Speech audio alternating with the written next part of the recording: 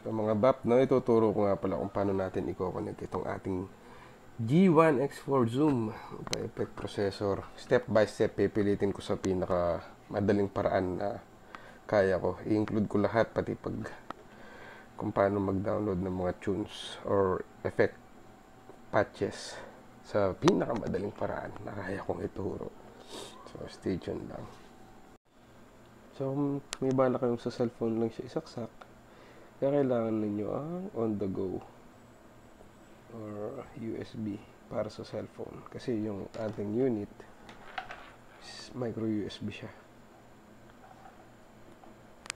Yan, micro USB. Tapos, papuntang cellphone, Type-C adapter. Madidetect naman siya ng cellphone natin. Or depende sa Android siguro kung ano.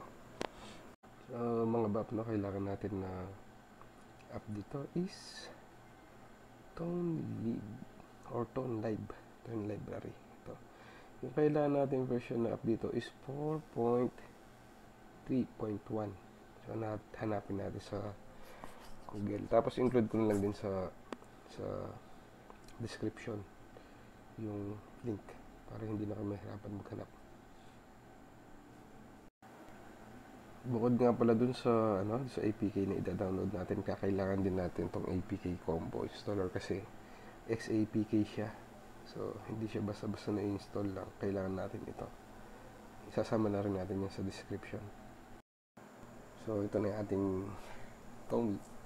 Tone app library 4.3.1. I-indicate ko mamaya yung sa description yung site niya. So, download na natin yung app. So, kailangan natin tong APK Combo Installer. So, download nyo rin yan. Dito nyo na rin download yan. Download na natin yung app natin. Download. Again. Na-download ko na kasi yan before. So, yan siya. Na-download na. Kailangan natin yung install natin siya through APK Combo Installer. Yes lang. Install.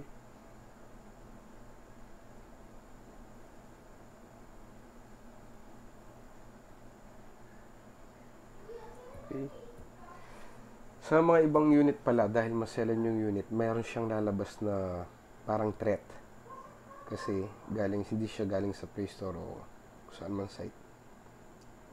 I-install anyway nyo lang. Pero kung natitreten kayo, isaksak nyo na lang sa PC yung yung inyong unit. Meron naman Tone Library online. So, libre naman din siya. Install nyo na lang sa PC nyo kung natitreten kayo, kung ayaw nyo sa cellphone. Pero matagal ko nang gamit to. So, subok ko na. Safe naman yung app. Marami akong mga online bankings dito sa aking cellphone. Credit cards, GCash, Paymaya. Wala naman. Okay naman. Kasi may sariling security naman tong cellphone ko, si Xiaomi. Okay. Okay mga bap, dito sa version na 4.3.1, andito yung ating Zoom G1X4. Matagal ko naman na itong gamit. Yan. Mas updated to kaysa doon sa isa. Yung madaling makita sa Google or sa man site. Ito kasi meron siyang mga pang base, may pang G1. Ayan. Isaksak na natin yung unit. So, isasaksak na natin ating unit na Zoom papunta dito sa ating cellphone or Android phone. Sabi kanina, kailangan itong OTG kasi Type-C to para ma-setup natin ito. Saksak na natin siya. Natin, buksan natin yung ating library. Okay. Yan, saksak na natin siya. Sisindi yung ating unit. Tapos, i-detect siya ng ating yan. Okay, pagkasaksak natin, pwede natin pindutin yung sa taas para mag PC mode yung ating unit. Itong taas sa sulok sa tabi ng waiting for the device to connect, pindutin lang natin yun. Okay, loaded na siya. So, yan. Dito ka na pwede mag-ayos. Halimbawa, nasa gig kayo, gusto mong palitan yung mag-adjust ng settings. no? Or kung may hinahanap ka na patch, app simulator, filters, overdrive, amp, cabinet, modulation, pwede mo siyang palitan na lang dito sa cellphone mo. Pedal, pwede kang mag-download. Example, itong Chroma, da-download natin. Yan. So, da-download nyo online. Okay, pwede ka rin mag-delete ng patch or mga effects, pedal effects. Uninstall mo lang. Maganda dito, yung mga i-delete mong effects, makikita mo sila. Or yung mga pedals, makikita mo kung sino yung mga gumagamit. Ayan, tulad ditong Solo, Pedal Wah, Dreambox, Zeppelin. Ngayon, kung tinatamad ka naman na, for example, tinatamad kang magkalikot sa mga pedal effects mo, pwede kang mag-search online. Search natin online. Sumali ka lang sa or mag-sign up ka lang doon sa, ayan, naka-sign up na ako. Mag-sign up ka lang doon sa online nila. So, maraming mga G1X4 user doon na nag-upload ng mga patches daily or hindi man daily, madalas sila nag-upload online patches. Maglalagin ka lang naman. Ayan. Dadali na tayo doon. Naglalag yung aking cellphone kasi naka-screen recorder ako.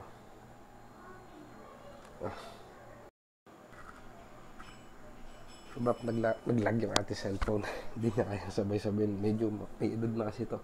So, ito yung link nung site. So, mag-sign up na lang din kayo dito. Libre lang naman to. Isasali ko na rin lang itong link nitong community ng ating G1X4. Yan. Meron siyang community para dyan. So, maghahanap ka lang. Gumawa na sila. Ina-upload nila yan. Minsan, sa isang linggo, daily sila nag-upload. Or kung matumal. Yan. Depende kung paano sipagin ng ating mga members. So, example, itong thrash metal. I-download natin yan para hindi ka na magkali-kalikot dun sa library. Kung magustuhan mo yung tunog, install mo lang. Kung hindi mo gusto, edit mo lang. So yan, naka-upload na dito yung mga yan. Click mo lang yung attachment. I-download yan. Okay, file downloaded. Balik ka doon sa ating library. Connect lang ulit. Import na natin siya dito. Click lang natin to, ito, yan. Para mag-PC mode uli siya. Okay, paano ba mag-upload ng patch or mag-import? Click mo lang yung sa taas, sa left side, device patches.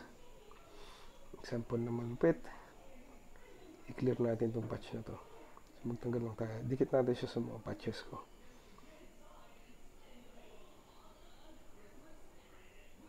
Dito, sa basic. Clear. Or import na direct. Allow. So, hanapin natin yung patch natin. Nasa labas. Kinompile ko na kasi yung mga patch ko. So, pinili ko na yung mga gusto kong patches. Sa download.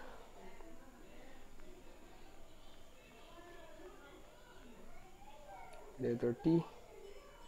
Trash. Yan. Ayan. So, nandito na siya. Yung ating dinownload dun sa site. Click lang natin itong save.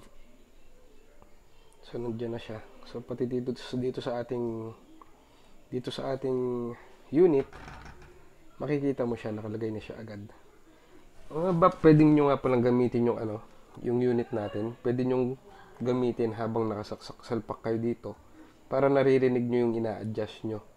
So, pwede kayong mag-connect sa ampli, sa gitara nyo.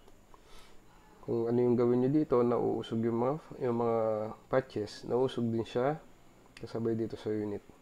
Ayan, so kung may katanungan kayo, message nyo lang din ako. Yan ang ating tutorial. Sana naintindihan nyo.